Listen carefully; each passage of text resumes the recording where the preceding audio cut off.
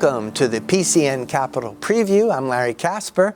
The state budget is our topic today. You can join our discussion by calling us at 1-877-PA6-5001, or you can text us at 717-219-4001. But first, we're joined by Kim Lyons from the PA Capitol Star.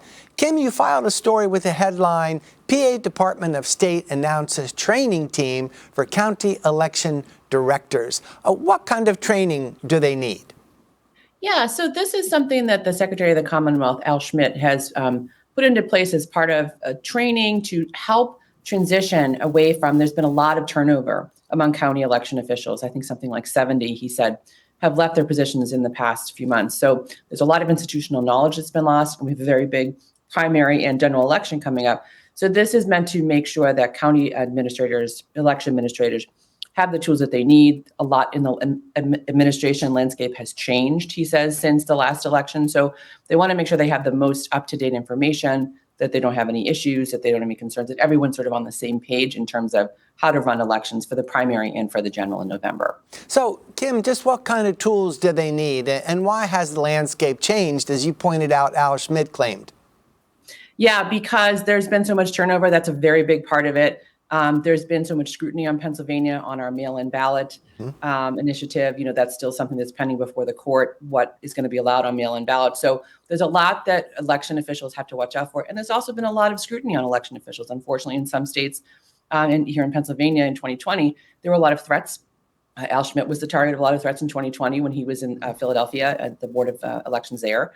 So there's a lot of concern about making sure people have, you know, everything like ballot completion deadlines, so they know what those deadlines are, managing polling places. In some counties, that can mean hundreds of places. So making sure that they have everything they need specific to their county, so that it's not just assuming everyone has everything because they've got a checklist, right? So making sure that each county has what they need to make sure their elections run smoothly, the personnel have the tools in place, know their deadlines, and know kind of how everything's going to go at each polling place in their county. Kim, talk more about the rapid turnover among election workers. And we know, as you pointed out, there's institutional knowledge going out the door. Talk more about the environment in which that is happening. In other words, what I'm getting at, Kim, is that there are reports of, well, verbal abuse of election workers, and they have to put up with more than they used to have to.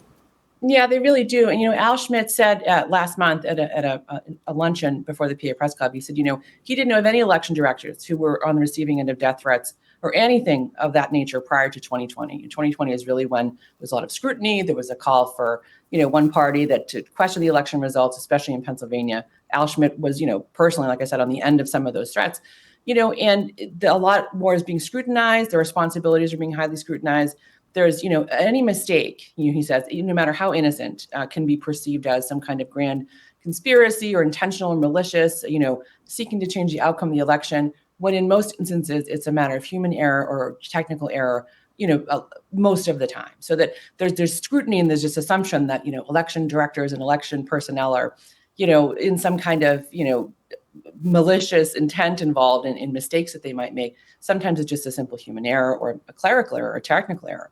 So, there's a lot of scrutiny on every single thing that they do. And I think for a lot of people, it became, they got burnt out. They got burnt out on feeling threatened, feeling scrutinized. And so the turnover is fairly significant going into a year like 2020, when there is going to be so much more scrutiny.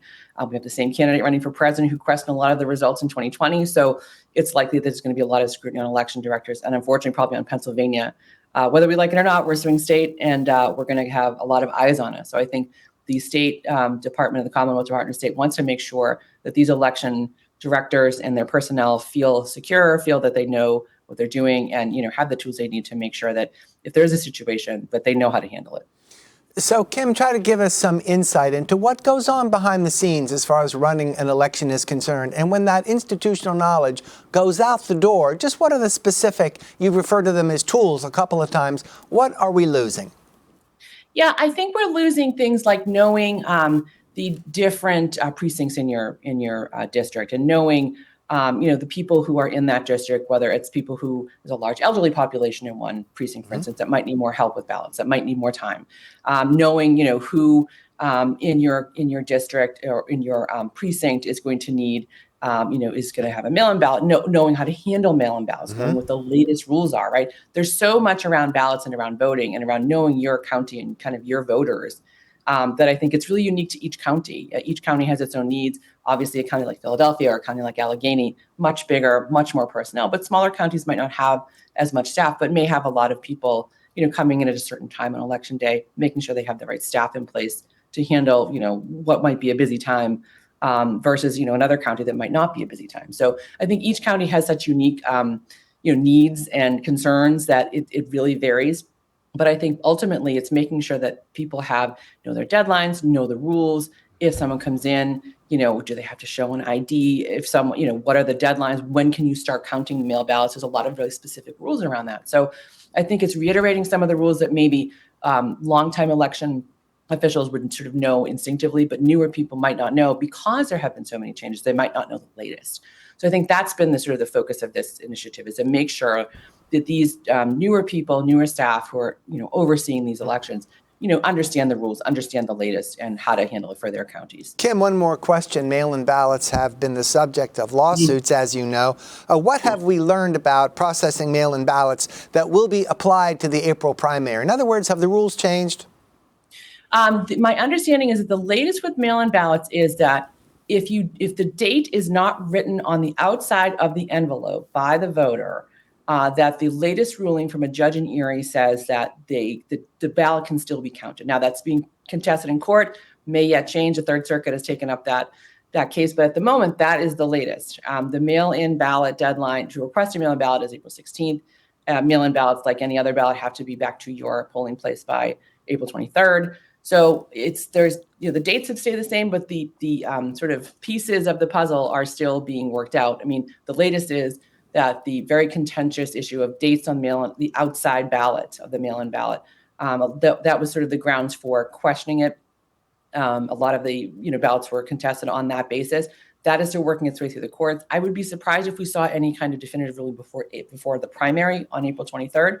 But it's something that's still to be determined. So stay tuned, I guess, is the best advice. Kim Lyons from the PA Capitol Star, thank you very much. Well, you're welcome. Thanks so much for having me. More PCN Capitol Preview after a short break. Welcome back. Our guests are Senator Vincent Hughes, Minority Chair of the PA Senate Appropriations Committee, and Senator Scott Martin, Majority Chair of the PA Senate Appropriations Committee. Welcome, gentlemen. The governor wants to increase spending by about 7%. Senator Martin, what do you think of this proposal? Well, listen, exactly, it's about 7.1%, $48.3 billion budget. And of course, the Commonwealth is already and has been operating with a $1 billion structural deficit, meaning we're typically spending about $1 billion more than what we're taking in revenue.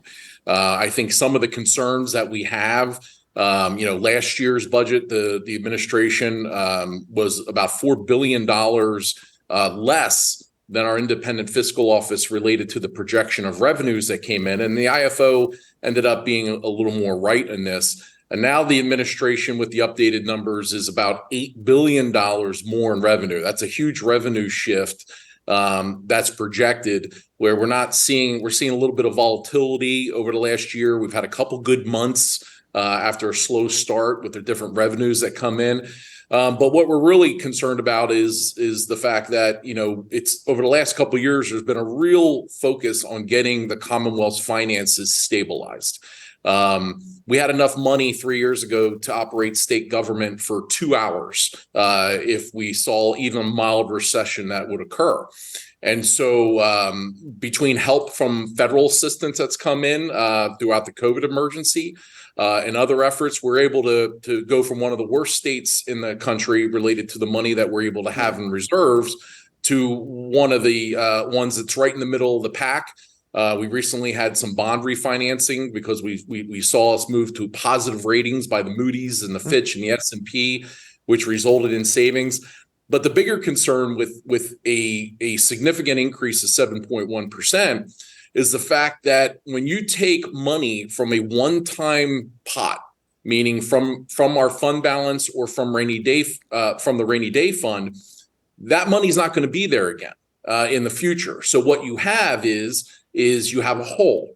And I liken it to this. If one of your viewers had enough money in their savings account to pay their rent next month, and they use it to pay their rent, they can't go back to that same account if it's sitting at zero and be able to pay the rent again with it. And so we want to keep that structural balance in place. We want to have our fiscal stability in place. And we feel that the proposal as it stands right now is really puts us in a bad way if it were to be enacted. Senator Hughes, you're a Democrat like the governor. How is he able to justify this proposed increase in spending of 7%? Well, look, I'll just do my best to try to keep these numbers as simple as possible. And we've been saying this, Larry, for a number of years. You've had me on and with Scott, and you've had me on with my previous counterpart, Senator Pat Brown, who's now the Revenue Secretary, Pat Brown.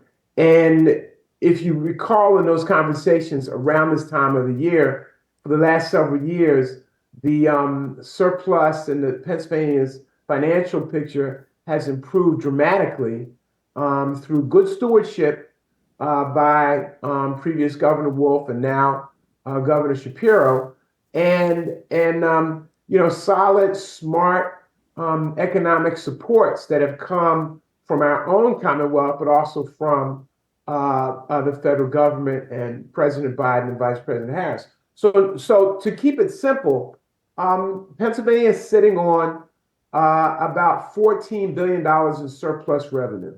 About $14 billion in surplus revenue. If you go back to the governor's budget address, and I'll just use his language, which he concluded his budget address on.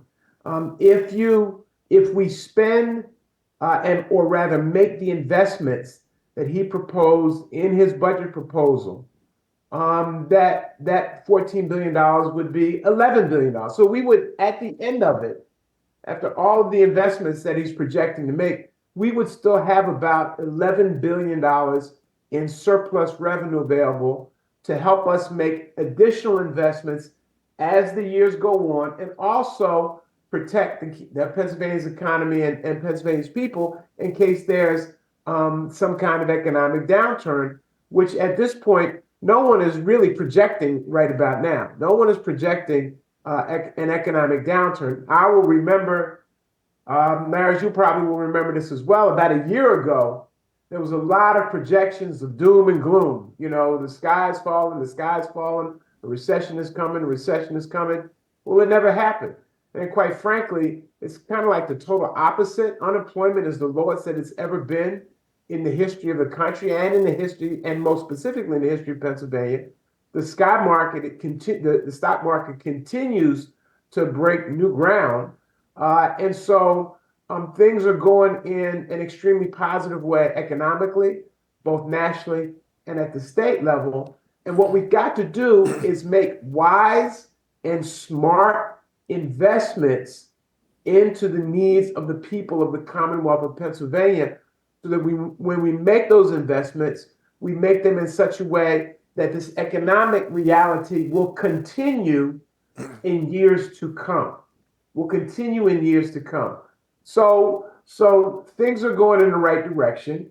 I don't think the appropriations hearings process was, at least on our side, and Chairman Martin will I think I'm on safe ground here. They weren't very contentious, okay?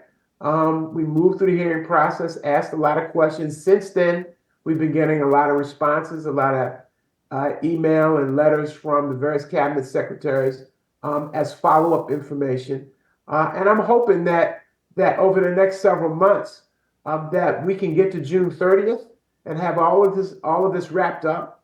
I believe maybe I'm the eternal optimist. You have to forgive me. I believe that this is something that can be done sooner rather than June 30th, because I think the people want something done. They want something done in the affirmative.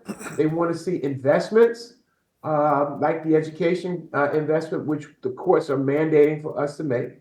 They want to see the investments, and they want to see, if it can't happen at other levels, they want to see their state legislators working together to try to make some real differences and real positive impacts on their lives. I'm optimistic that we can do something significant and we can do it on time, if not earlier. Senator Martin, help our viewers get a better grasp on the budget and the nomenclature that we're bound to use for the rest of this program. You have your general fund, you have your surplus, and you have the rainy day fund. Briefly explain each pot of money. So when you talk about what your fund balance is, and that's basically the amount of money, you take in money, you say how much money you're going to spend, and at the end of that budget cycle, what's left that's not unspent is your fund balance.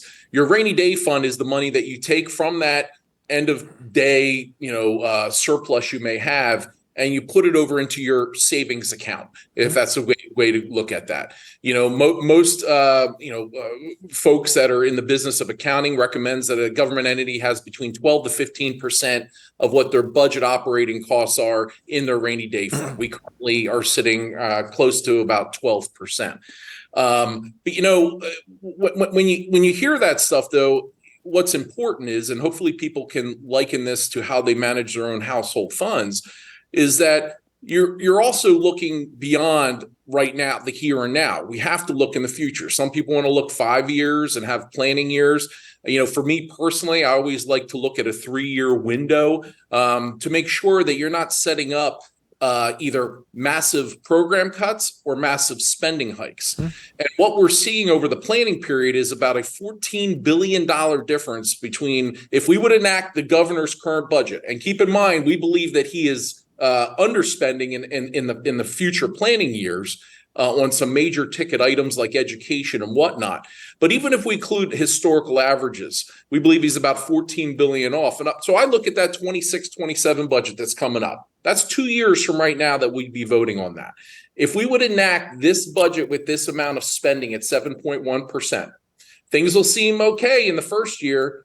Things will seem okay in the second year when we have to use half of the rainy day fund and all of the fund balance in order to pass a budget for 25-26. And then when we vote in June of 2026 on that 26-27 budget, what we'd be looking at is using the remainder of the fund balance, about $3 billion, and have about a $4 billion hole with zero money in your fund balance, zero money in your rainy day fund. 2 years is not very far away. I think it's no secret that with the ending of the federal disaster emergency for the pandemic, which happened just about a year ago, we're not getting the extra financial support that's coming in. Our revenues currently to date are only about 0.3%, 0.3% holding its head above water.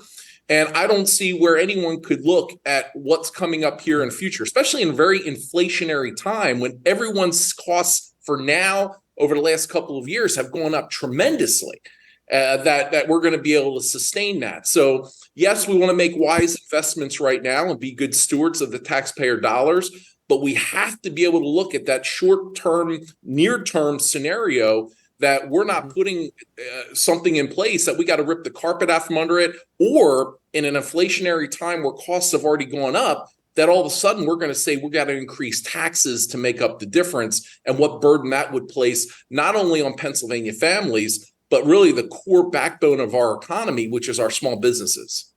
Viewers, we're going to be taking your phone calls and your texts for about the next 30 minutes. The phone number is 1-877-PA6-5001. The text number is 717-219-4001. Senator Hughes, I want you to talk about the basic goals of the rainy day fund. After all, when the state is saving money, when anybody is saving money, it's nice to have goals in mind. And keeping that in mind, how does that apply to our rainy day fund now and our goals being achieved? Well, the rainy day fund is the strongest that it's ever been in the history of the Commonwealth of Pennsylvania. It is no one can dispute the amount of money that's been put into the state's rainy day fund to prepare, as Senator Martin has said, to prepare for that proverbial rainy day when should things get complicated, should the waters become troubling. It's unprecedented that we would have these kinds of dollars available to us in the Commonwealth of Pennsylvania, and I understand looking at years down the line. And we have to think about that.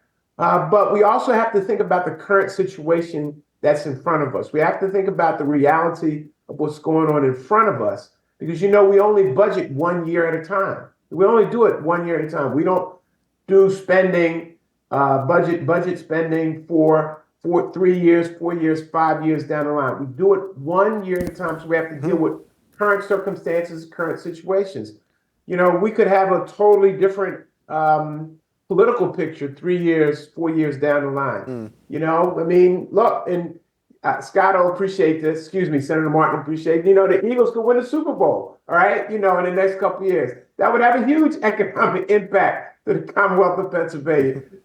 And I say that lightly, but it's also serious. We really can't project what will happen in the future. We have to deal with the current situation as is right now. Right now, we are obligated by Commonwealth Court to deal with the funding of education. It's a crisis.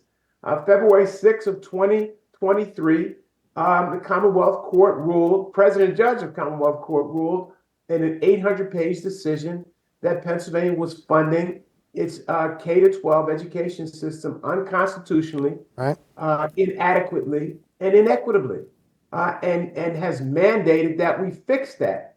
Right after that, after 92 testifiers and 14 hearings all across the Commonwealth of Pennsylvania, the Basic Education Funding Commission put out a report that kind of laid out how those investments should be made, kind of provide some goals and guardrails, to borrow a school district in Philadelphia phrase.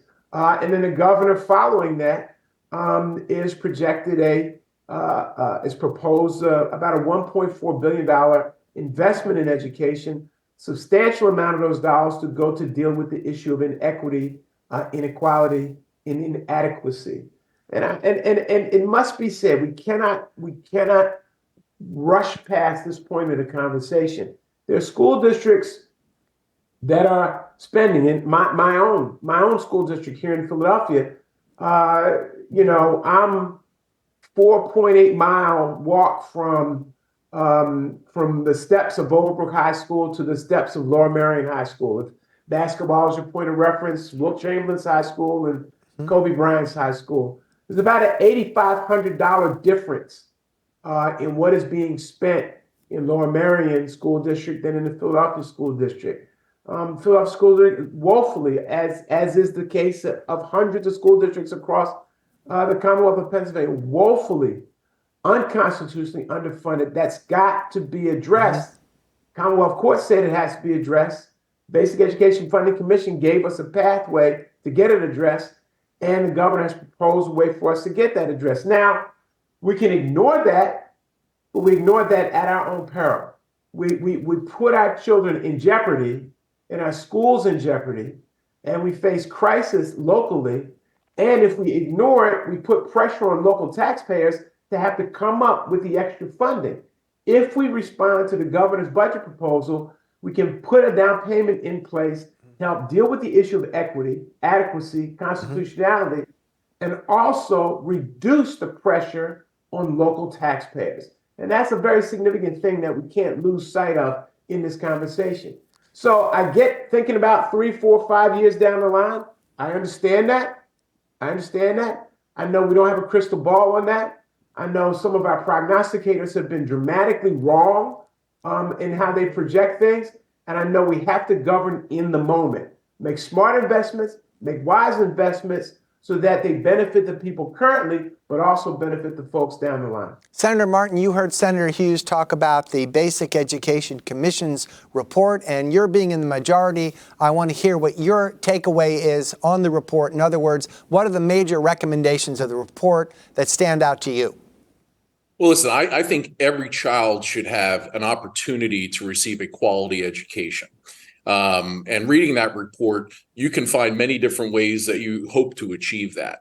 It is not lost on me. I even see it in my own home Senate district. There's an irony in the fact that people think that automatically spending more money on something gives you better quality. And in the case of basic education in Pennsylvania, it's really interesting that some of the schools that spend the most amount of money per student, some in the $30-some thousand range, also have the worst proficiency outcomes across the board in math and science and reading and things like that. So for me, accountability has to be a part of the system as well. And if a child is not succeeding, whether it's because of education, whether it's because they've been victimized somehow, maybe because of their unique way of learning, because one size doesn't fit all, families should also be empowered to find the right setting for their child. And I think that needs to be part of the solution as well. Gentlemen, let's take a phone call. This one is from John in Northampton County. You're on PCN. Hello. Hello. I'm puzzled. I'm puzzled by the fact that we have a surplus in a budget of that size in the state of Pennsylvania, when bridges are collapsing on the interstates, and you fight over funding for schools in cities like Philadelphia and Pittsburgh, and it's ridiculous. If you want to save money, okay, give me a tax rebate, or give me take that surplus and give it to somebody that needs it. Senator Martin, would you start? Well, listen, I've certainly heard that idea from others in the past too, that instead of the state picking who the winners and losers are in a time of investment, maybe we should give money back to the people of Pennsylvania so they can make it in their own individual situations, invest different dollars. That all being said as well, we also have to be mindful that the Commonwealth's financial status is not put at risk. We still have critical services that have to be funded, like making sure our infrastructure is taken care of, making sure our prisons are operated, our police departments are funded across the board. So we have to be mindful of that. The bottom line is that there will be an agreement in terms of what that final spending number will be and what those investments are. We have to come to an agreement because we have divided government right now. But there's also lines on all sides in terms of how far are you willing to go, and what's the risk that you potentially take by overextending what the Commonwealth's abilities are. And at the end of the day, when you have a $1 billion structural deficit, and you want to add to that $3.2 billion, so it'll be a $4.2 billion annual structural deficit, you'll find you have no money left, and the only place you can turn is either back to the taxpayers' topics with that gentleman, their pockets, which that gentleman certainly would appreciate not happening, or you're going to have to make spending cuts. And quite frankly, Larry, I will tell you this, we're also in a unique position as we look at the bigger picture. Pennsylvania is not growing economically at the pace of all the peers around us. In addition to that, Pennsylvania has severe demographic challenges when your fastest growing age demographics 85 and above, and the number of kids who are graduating from your high school pipeline continues to plummet. And that will not add up to a prosperous Pennsylvania. And if that's not a decline, if that's not a trend that we don't turn around by becoming a place that's a magnet that draws investment, more job creation, and more importantly, people who plant their roots here, get a mortgage here, send their kids to school here, and eventually get a job in Pennsylvania, then the storm clouds will absolutely be on the horizon here in this state. So those are the kind of things we really need to come together on all sides and find a way on how we're going to reverse that trend. And quite frankly, that's not a Republican issue or a Democrat issue. That is a massive demographic issue that's really going to harm us if we don't turn that trend around. Senator Hughes, this caller has ideas. He wants a tax rebate and he recommends dipping into the surplus. What do you think? Well, we haven't raised personal income taxes in Pennsylvania since 2003. So it's been about 21 years, if my memory serves me correctly. And there's no projection of raising any income taxes. And in fact, we expanded the property tax and rebate program in last year's budget to provide more resources back to Pennsylvania's people, especially those who are struggling. I think Scott Martin said something very significant that ties into this issue. His last point ties into this issue about investments. We have a bit of a stagnant economy in Pennsylvania. We have states surrounding Pennsylvania which have at least two different circumstances, that are different than Pennsylvania's that put us in a position where we're dragging behind them. We have, Ohio, for example, is making huge investments in the life science spaces and technology spaces. Pennsylvania is not the government, and so consequently, younger people in that space are moving towards the state of Ohio. We have a situation in the surrounding states around Pennsylvania. Every one of those states has a higher minimum wage than we do in Pennsylvania. That didn't used to be the case. It used to be the opposite. But every one of those states around Pennsylvania has a higher minimum wage. And so when you make decisions about where to move to, where to grow economy, how to attract people to the Commonwealth of Pennsylvania, those are at least two places where we need to make some very significant investments so that people will stay and other people will move to Pennsylvania. Now, we're not hoping people would work at $7.25 an hour, but you must understand, which is the current minimum wage in Pennsylvania, but you must understand that a bump at the lower level has an impact at those who are making $9 an hour, $10 an hour, $10.50 an hour, and it starts to move up the process. And what happens is that adds local revenues to local communities, because folks who are working at the lower end of the economic scale in that minimum wage section, they are spending those dollars locally. They're not making big time investments in the stock market. They're spending those dollars locally. That's only good for Pennsylvania. We can change that. The governor's offered to change it. I hope we get it done by June 30th. If not, Senator Vincent Hughes and Senator Scott Martin, we're going to give you a break just for a minute while we look at program notes for here on PCN. On Wednesday, On the Issues has more candidates running in April's primary election for you. First, we'll have Rob McCurry, a Republican running for Congress in District 17 at 7 p.m. Then we'll have Democrat Bob Casey, who's running for re-election to the U.S. Senate at 7:30 p.m. That's on Wednesday. Then Journalist Roundtable returns with Justin Schweitzer from City and State PA, Jackson White from Lancaster Online, and Ben Wasserstein, from WITF. They'll join us Thursday at 7 p.m. PCN celebrates Women's History Month with stories of women who have shaped history here in Pennsylvania. Watch them on cable or stream the programs with PCN Select every Sunday in March at 8 p.m. The public affairs coverage you watch on PCN TV is now free on the internet. Go to PCNTV.com and check out our streaming service, PCN Select. PCN is a 501c3 nonprofit television network that receives no government funding. We rely on viewers and donors like you to help PCN continue its mission of delivering everything Pennsylvania. To make a donation, visit PCNTV.com.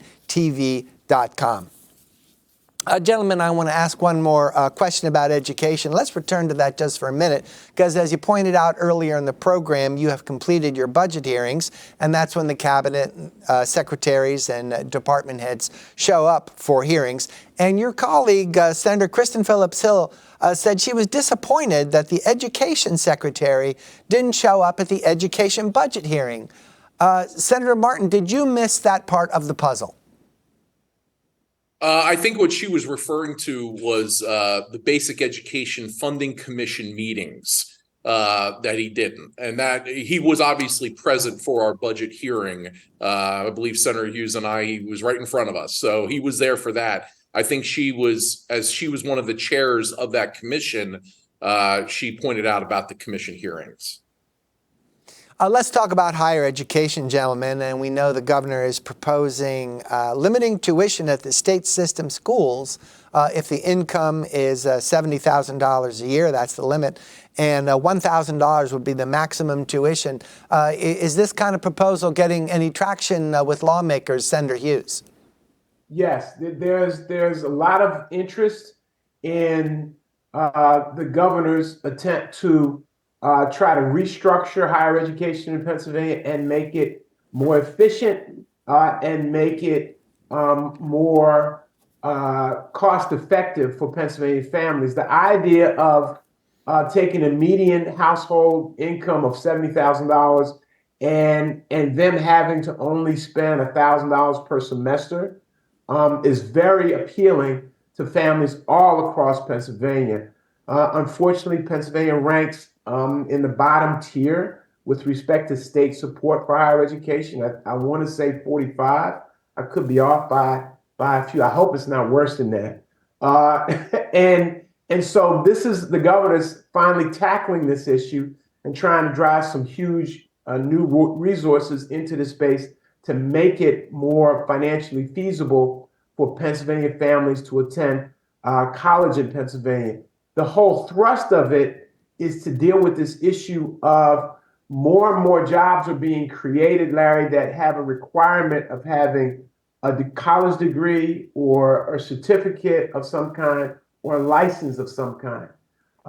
You have to be credentialed in some fashion, and it's not just in the construction side of the conversation, but it's in the life science spaces and things of that nature. You know, if you want to be a teacher, if you want to be a social worker, huge shortages in those spaces. And if you want to go be a police officer or, you know, in all kinds of spaces right there, you need to have training, and having a much more aligned higher education system with our state system universities, with our community colleges on its face is very appealing. It is very appealing. But as most cases, Larry, the devil usually winds up in the details. And that's our job, to try to ferret all of this out, working with the governor, his administration, to try to work through all of the details. It's a complicated transition. It will not happen quickly. I don't project. It'll have a lot of fits and starts in it.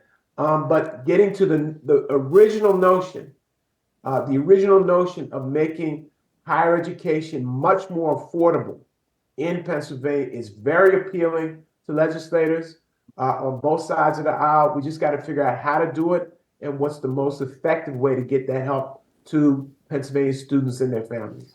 Tell us briefly, Senator Martin, what you think of the governor's proposal to limit tuition at the state system schools, and how might it address declining enrollment at these state system schools?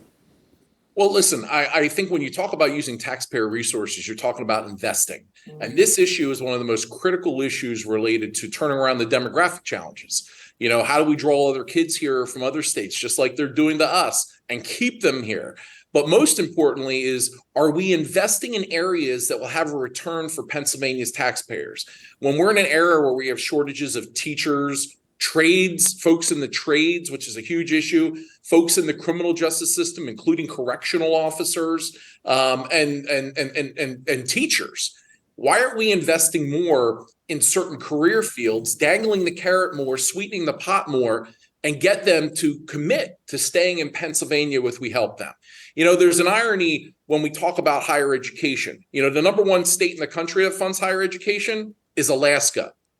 The state that's the worst in terms of graduation rates in the entire country is Alaska.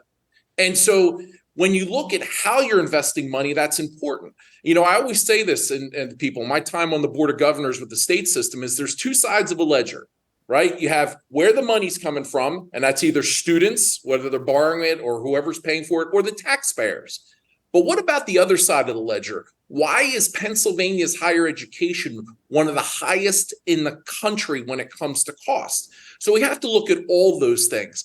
Though I don't agree, and I don't think in a bipartisan fashion with some of my colleagues, that the merger of the community college system with PASHE, I think that's not going to happen. We do want to encourage articulation agreements, but when you look at things that could be more targeted, things that could be more focused on recruiting to get people to stay here, I think we can find some common ground on that and really bolster and make our schools become more reactive to what the needs of Pennsylvania's economy are.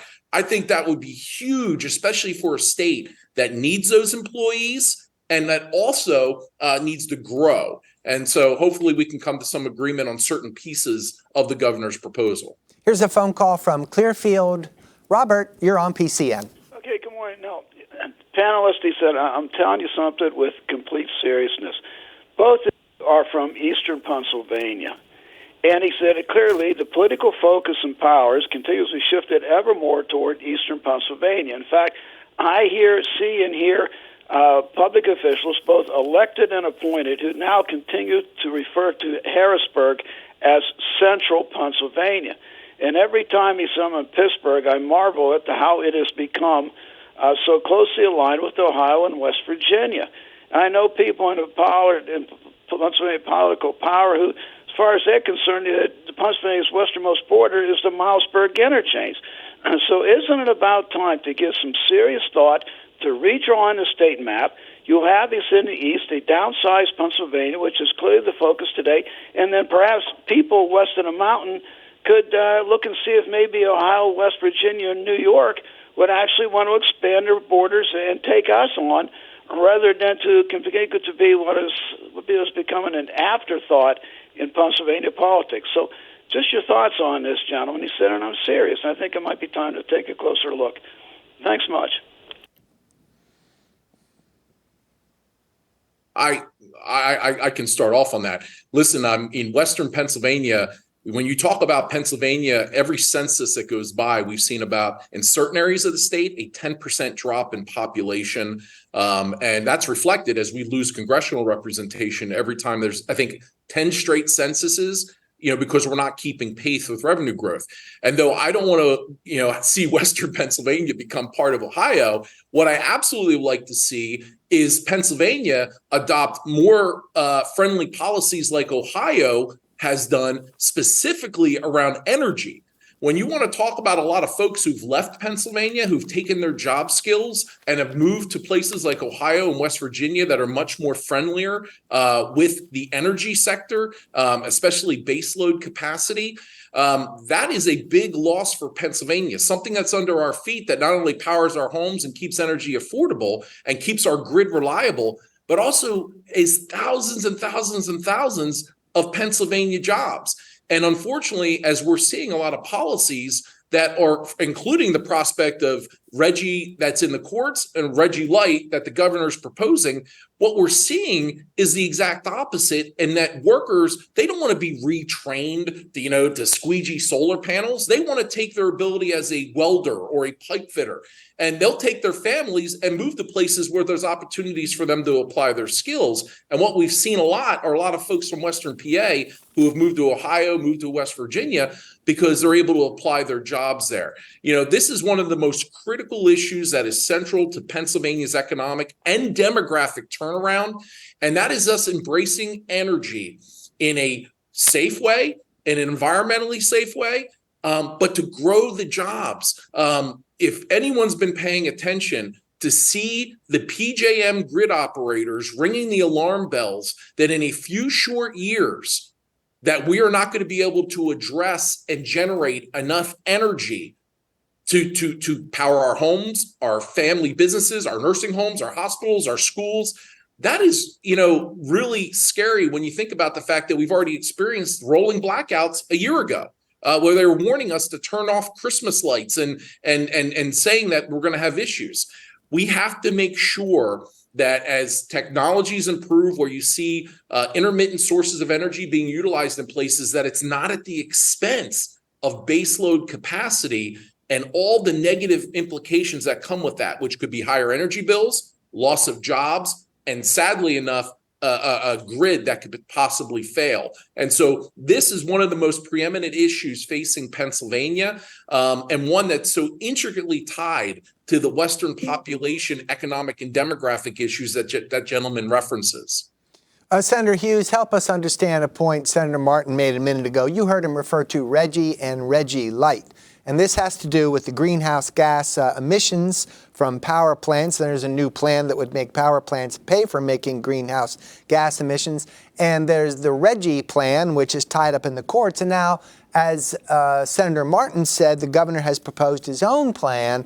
And tell us briefly, how is the governor's plan any different than the plan that is tied up currently in the courts?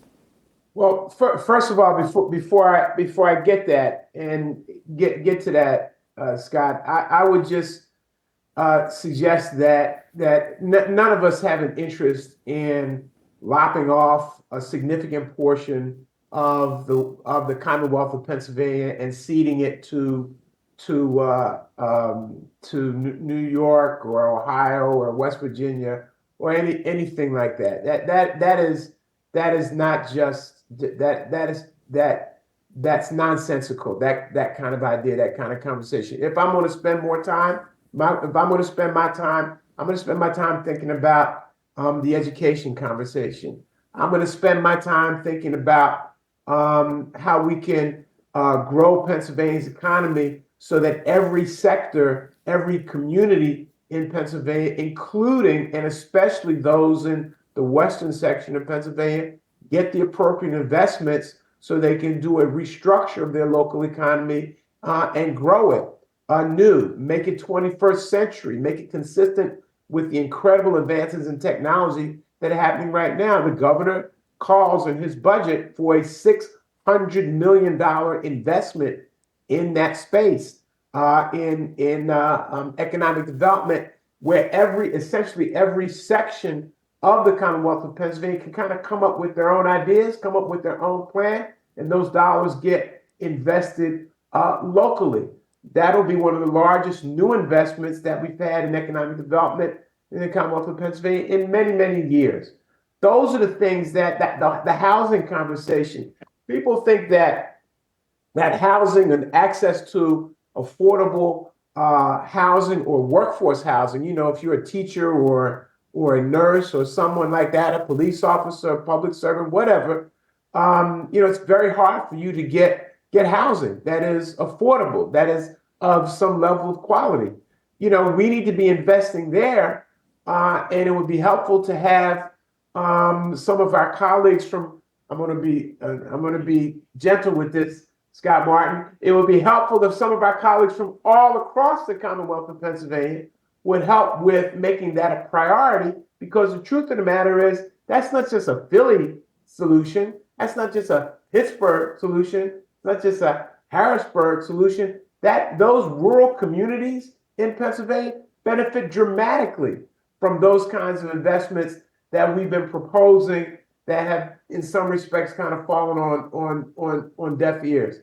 So the governor just recently so I would suggest that that's where our priorities need to be.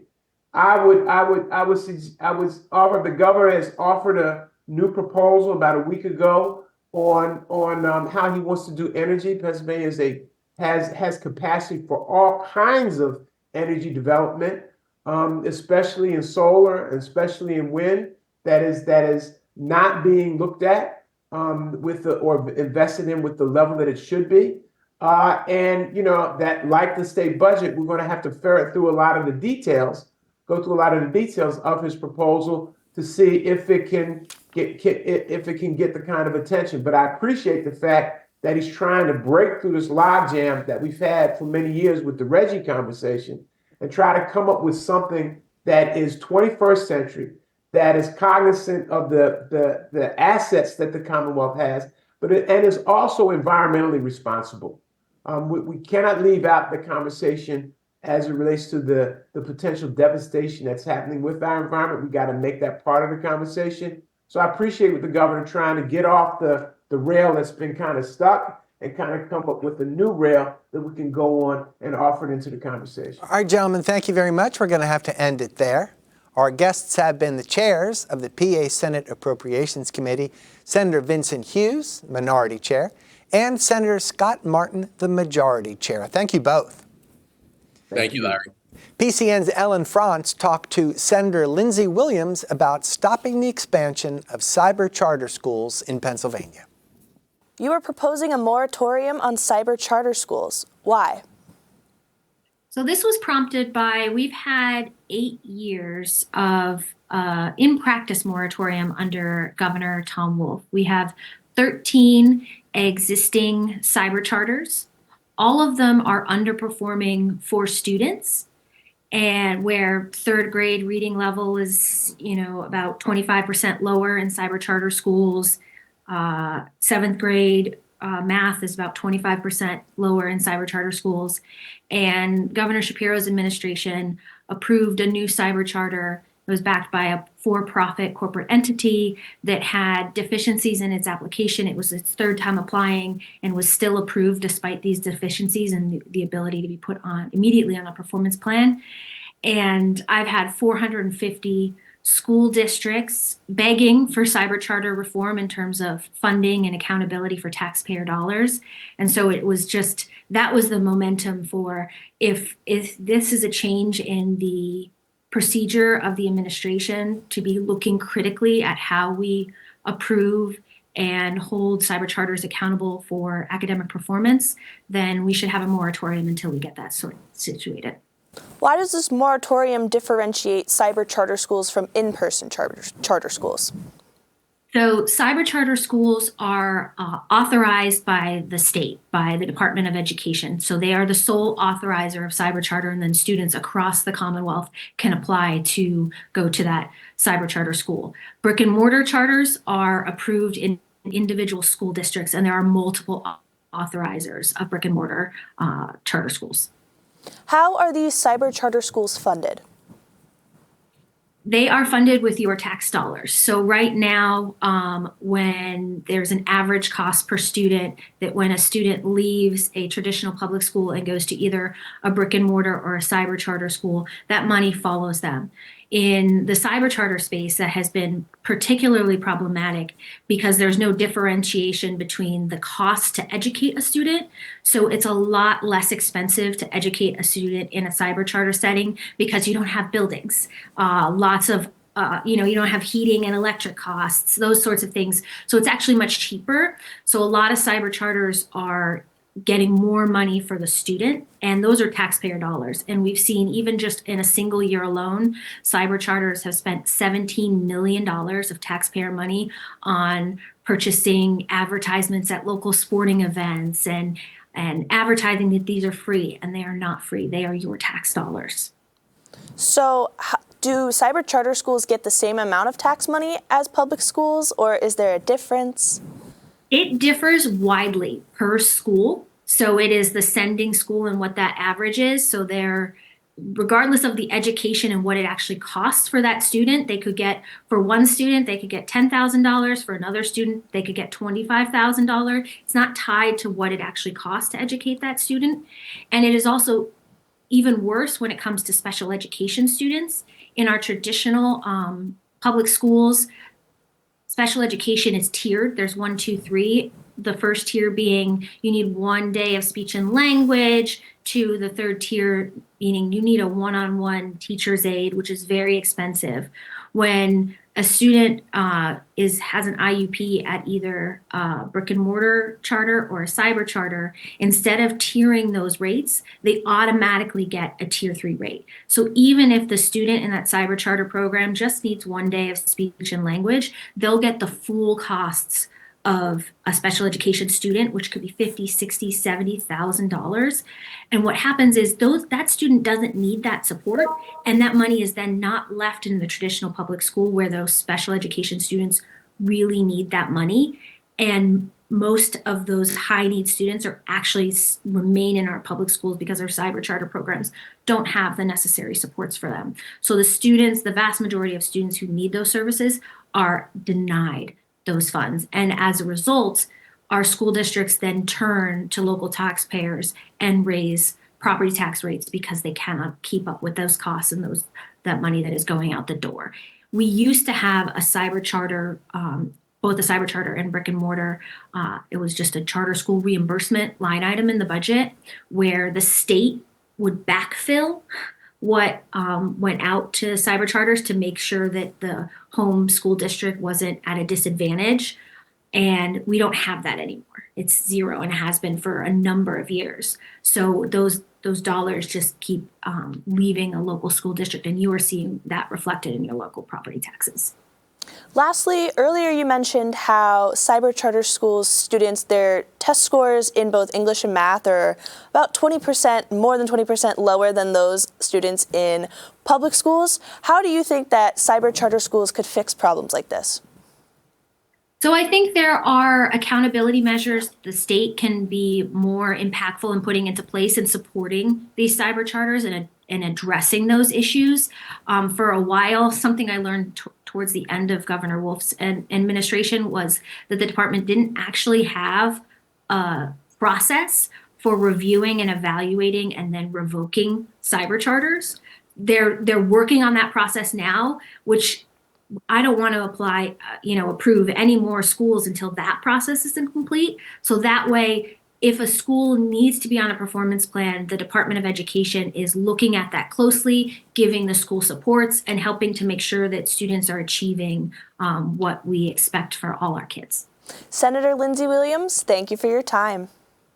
Here's a reminder about On the Issues this Wednesday. We'll have more candidates running in April's primary election for you. First, we'll have Rob McCurry, a Republican running for Congress in District 17 at 7 p.m. Then we'll have Democrat Bob Casey, who's running for re-election to the U.S. Senate at 7:30 p.m. That's on Wednesday. That's it for the PCN Capitol Preview. I'm Larry Casper. Thanks for watching.